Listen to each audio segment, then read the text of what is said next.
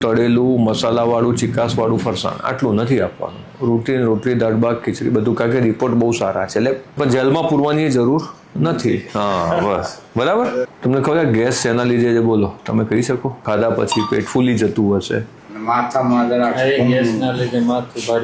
જો આ પોતે બી સમજે છે કેમ છે.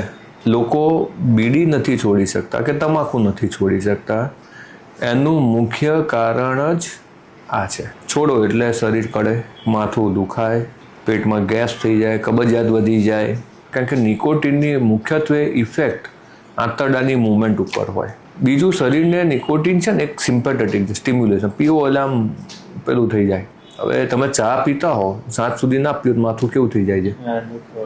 તો મુખ્યત્વે મોટા ભાગનાને 3 થી 4 મહિના લાગે, જેવું બોડીની પ્રકૃતિ એની સંપૂર્ણ આડઅસરમાંથી બહાર નીકળવા માટે. એક વસ્તુ સમજો, તમે છોડ્યું 6 મહિના તો હેરાન થવાના જ છો.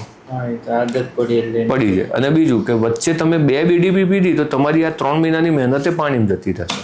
એઝ એ ડૉક્ટર મને મારા પેશન્ટ ઉપર ગર્વ થયો કે એક ઝાટકે એમને બીડીઓ છોડી દીધી. બહુ અઘરું છે ભાઈ, તમે તમારે હોય તો ખબર પડે. Very tough. મન સખત મજબૂત હોય ને તો જ તમે છોડી શકો. અને એક વસ્તુ કહું, પેશન્ટ પોતે જે કમ્પ્લેન કહે ને, પેશન્ટ જ એક્સપ્લેન કરી શકે કે ભાઈ મને આ તકલીફ હતી, હવે સારું છે, શું છે બધું.